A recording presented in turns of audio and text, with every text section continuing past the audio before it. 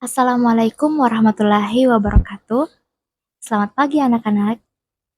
Ketemu lagi dengan Miss Muti. Semoga kalian dalam keadaan sehat dan semangat hari ini. Sebelum kita mulai pembelajaran hari ini, mari kita ingat kembali tentang kata virus. Tentu kalian sudah tidak asing lagi dengan kata ini, terutama setelah pandemi COVID-19 beberapa tahun lalu yang mempengaruhi kehidupan kita semua. Virus memang sangat dekat dengan kehidupan kita sehari-hari. Nah, hari ini kita akan mempelajari lebih dalam tentang apa itu virus, bagaimana strukturnya, cara reproduksinya, dan peranannya dalam kehidupan kita. Adapun tujuan pembelajaran kita pada hari ini, yaitu kalian diharapkan mampu, pertama, menjelaskan pengertian virus dan karakteristiknya, kedua, menyebutkan struktur virus, ketiga, menggambarkan proses reproduksi virus, dan yang terakhir, menyebutkan peranan virus dalam kehidupan. Mari kita mulai pembelajaran kita hari ini dengan melihat beberapa pertanyaan penting yang akan kita bahas. Yang pertama, apa yang kamu ketahui tentang virus? Kedua, apakah virus termasuk makhluk hidup? Dan ketiga, bagaimana cara virus mempengaruhi kehidupan kita? Ketiga pertanyaan ini akan terjawab melalui penjelasan yang akan saya sampaikan hari ini.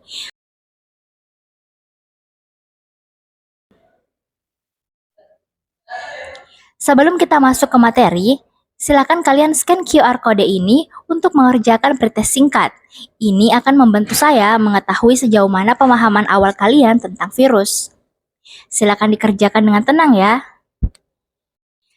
Baik, sekarang mari kita pelajari struktur virus. Perhatikan gambar di layar ini. Virus memiliki struktur yang sangat sederhana, terdiri dari 3 bagian utama. 1. Kepala. Kepala berisi asam nukleat berupa DNA atau RNA sebagai materi genetik virus. Kedua, leher. Leher merupakan penghubung antara kepala dan ekor. Ketiga, ekor. Berfungsi untuk melekatkan diri dan menginfeksi sel yang diserang virus. Struktur yang sederhana ini membuat virus sangat kecil, bahkan lebih kecil dari bakteri. Sekarang, apa saja ciri-ciri yang membedakan virus dengan makhluk hidup lainnya? Virus memiliki karakteristik unik. Yang pertama, tubuh terstruktur. Virus mempunyai materi genetik dan selubung protein. Yang kedua, dapat bereproduksi. Tapi, virus hanya dapat bereproduksi dalam sel inang. Sel inangnya harus sel inang yang hidup ya. Nah, sifat ini disebut dengan parasit obligat. Kemudian, virus membutuhkan energi. Energi digunakan untuk replikasi, tapi energinya diperoleh dari sel inang. Selanjutnya, dapat beradaptasi dan berevolusi. Virus bisa bermutasi dan beradaptasi di dalam tubuh sel inangnya. Berikut merupakan karakteristik virus yang dimiliki oleh virus dan tidak dimiliki oleh makhluk hidup lainnya. Yang pertama, tidak memiliki kemampuan regulasi. Jadi, virus tidak bisa melakukan pengaturan tertentu, seperti mengeluarkan zat sisa berupa urin dan keringat. Kemudian, tidak tumbuh dan berkembang. Tubuh virus tidak tumbuh dan berkembang menjadi fungsi-fungsi yang lebih spesifik. Nah, selanjutnya, virus tidak dapat menanggapi rangsangan, kemudian dapat dikristalkan, dan merupakan organisme aseluler. Virus memiliki ukuran yang sangat kecil, berkisar 20 nanometer hingga 300 nanometer. Nah, tapi ada juga virus berukuran raksasa, ukurannya sekitar 500 sampai 1500 nanometer. Nah, berikut ada contoh virus beserta ukurannya. Nah, yang pertama ada parvovirus. Virus ini memiliki ukuran yang paling kecil, yaitu 20 nanometer. Kemudian virus polio, ukurannya 30 nanometer. Selanjutnya, tobacco mosaic virus, ukurannya 300 nanometer. Kemudian ada mimivirus, ukurannya 500 nanometer. Dan yang terakhir ada pitovirus, ukurannya 1500 nanometer. Virus ini merupakan ukuran yang terbesar ya. Berdasarkan bentuknya, virus dibagi menjadi 4 kategori. Yang pertama, helikal, berbentuk seperti spiral, contohnya ada pada tobacco mosaic virus. Yang kedua ada polyhedral, berbentuk segi banyak, contohnya adenovirus. Ketiga, spherical, berbentuk bulat, contohnya virus influenza dan virus corona. Yang keempat ada kompleks, bentuknya kompleks, contohnya bakteriofag. Berdasarkan materi genetiknya, virus dibagi menjadi dua, ada ribovirus dan deoksiribovirus.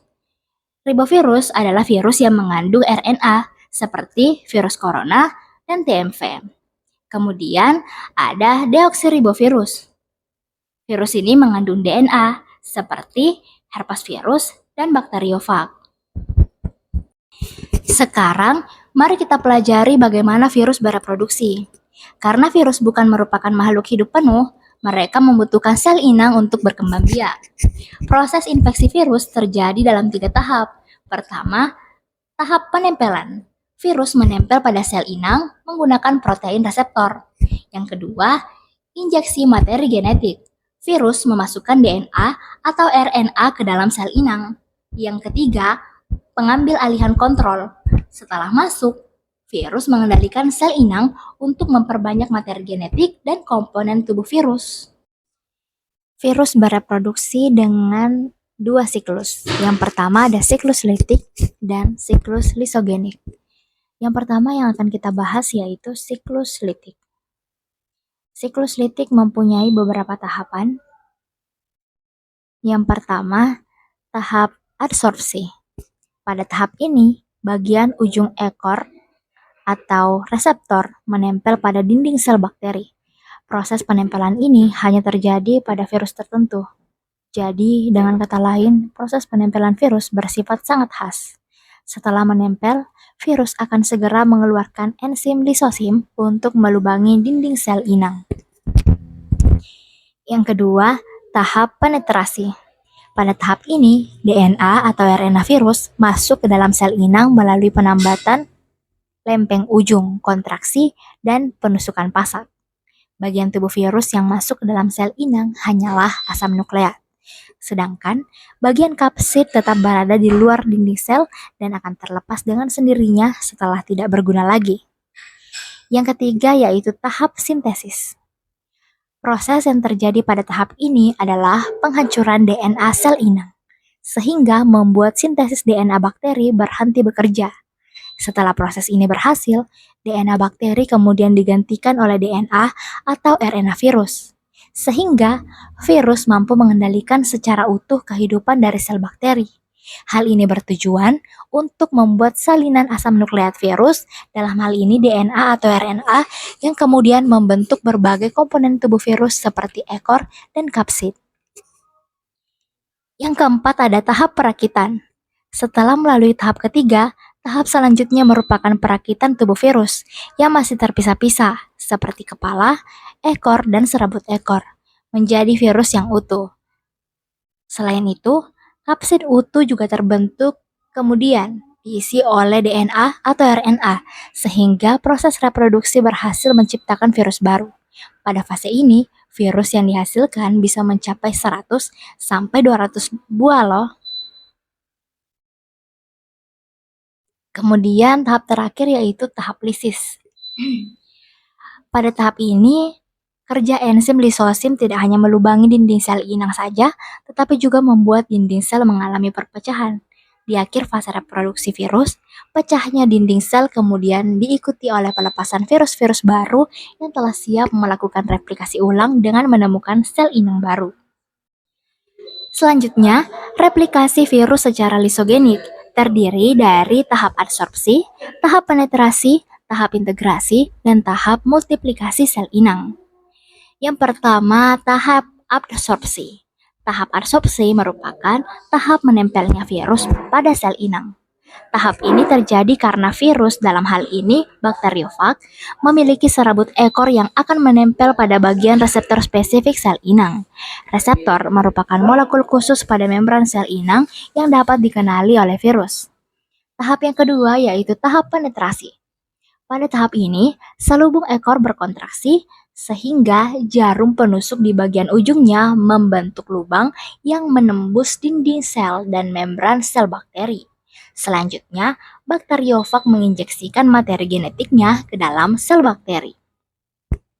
Tahap adsorpsi dan tahap penetrasi mekanismenya sama dengan yang terjadi pada siklus litik. Sedangkan untuk tahap integrasi dan multiplikasi, sel inang akan dibahas pada penjelasan berikut. Tahap selanjutnya yaitu tahap integrasi, biasa juga disebut dengan tahap penggabungan. Setelah melalui tahap penetrasi, DNA virus yang telah diinjeksikan ke dalam sel bakteri akan digabungkan pada bagian tertentu dari materi genetik sel bakteri sehingga terbentuk profag. Selama dalam kondisi profag, materi genetik virus akan dipertahankan dorman atau diam, serta tidak akan diterjemahkan sehingga sel inang tidak akan sadar kalau materi genetiknya telah disisipi materi genetik virus. Tahap selanjutnya yaitu tahap multiplikasi sel inang. Nah, tahap ini di mana sel akan menggandakan materi genetiknya melalui pembelahan sel. Nah, hal ini menguntungkan bagi virus, sebab dengan proses ini materi genetik virus juga akan ikut tergandakan bersamaan dengan penggandaan sel bakteri. Akibatnya, setiap sel anak yang dihasilkan dari pembelahan sel bakteri juga mengandung profag atau dengan kata lain terinfeksi juga virus fag lambda. Dalam kondisi tertentu, sel inang yang mengandung profag ini dapat melemah akibat berbagai faktor. Contohnya, saat sel bakteri terpapar sinar UV, maka virus fag lambda akan terlepas dari materi genetik bakteri dan akan memasuki siklus litik yang menyebabkan lisis pada sel bakteri. Setelah memasuki siklus litik kembali, nah tahapnya sudah sama nih, yaitu ada fase sintesis di mana mulai dibentuk virus, komponen-komponen virus. Nah, selanjutnya ada tahap replikasi di mana virus akan menggandakan diri namun belum utuh. Nah, selanjutnya fase perakitan di mana di fase ini virus akan dirakit menjadi partikel virus lengkap atau disebut dengan virion. Nah, fase terakhir yaitu fase lisis. Pada fase ini, dinding sel bakteri akan rusak dan sel-sel virus atau virion akan keluar dan siap untuk menginfeksi sel inang lainnya. Meskipun sering dianggap merugikan, virus juga memiliki peranan positif. Peranan positif virus diantaranya, yang pertama, penelitian dan bioteknologi. Virus digunakan sebagai alat penting dalam penelitian medis dan bioteknologi. Yang kedua, pengembangan vaksin. Virus yang dilemahkan atau dimodifikasi digunakan dalam pembuatan vaksin seperti vaksin polio dan mRNA untuk COVID-19. Yang ketiga, pengendalian populasi organisme. Virus alami dapat membantu mengendalikan populasi hama di ekosistem, gunanya untuk menjaga keseimbangan alam. Contohnya yaitu adanya virus bakulovirus. Nah, virus bakulovirus ini bisa mengendalikan hama serangga yang ada di ekosistem pertanian. Selanjutnya yaitu peranan negatif virus. Peranan negatif virus diantaranya, 1. Menyebabkan penyakit, menjadi agen penyebab penyakit pada manusia, hewan, dan tumbuhan. Yang kedua, berdampak pada sosial dan ekonomi. Nah, seperti yang terjadi pada pandemi COVID-19, hal tersebut menyebabkan penurunan ekonomi global, gangguan pendidikan, dan isolasi sosial. Kemudian, yang ketiga, mutasi yang berbahaya. Virus dapat bermutasi seperti varian COVID-19 yang lebih menular dengan cepat dan lebih sulit untuk dikendalikan. Nah, selanjutnya, cara mencegah penyebaran virus. Pertama, menjaga kebersihan pribadi dengan rutin mencuci tangan dan menggunakan masker. Yang kedua, vaksinasi. salah satu langkah mencegah penyebaran virus paling efektif. Kemudian yang ketiga, menjaga jarak, menghindari kerumunan untuk mengurangi risiko infeksi. Baik anak-anak, mari kita rangkum pembelajaran kita hari ini. Jadi, virus adalah organisme aseluler yang hanya dapat memperbanyak diri dalam sel inang yang hidup. Kemudian, virus memiliki struktur sederhana, yaitu kepala, leher, dan ekor. Selanjutnya, virus bereproduksi melalui siklus litik dan lisogenik. Dan yang terakhir, virus memiliki peranan positif dan negatif dalam kehidupan.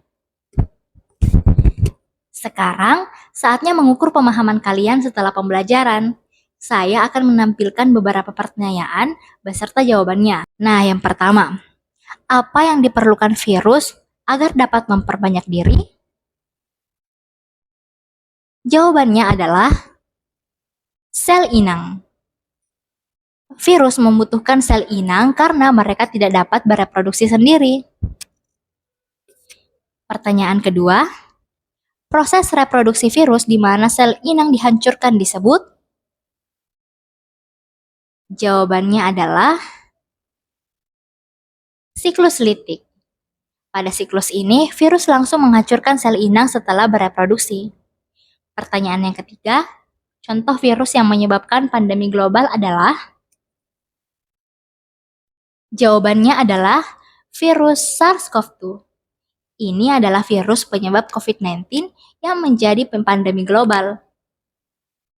Pertanyaan keempat, salah satu cara efektif untuk mencegah penyebaran virus adalah?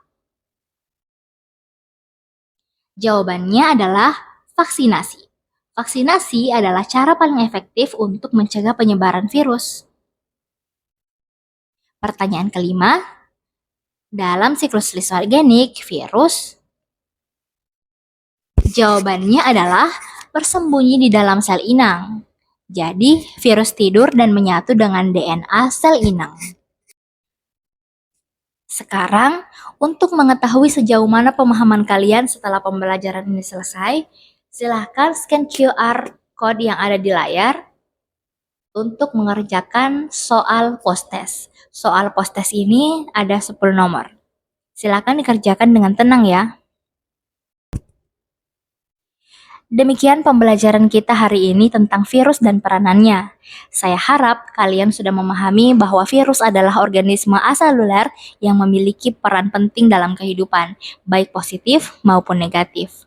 Ingatlah bahwa meskipun virus sering menimbulkan penyakit, virus juga memiliki manfaat dalam bidang penelitian dan pengembangan vaksin.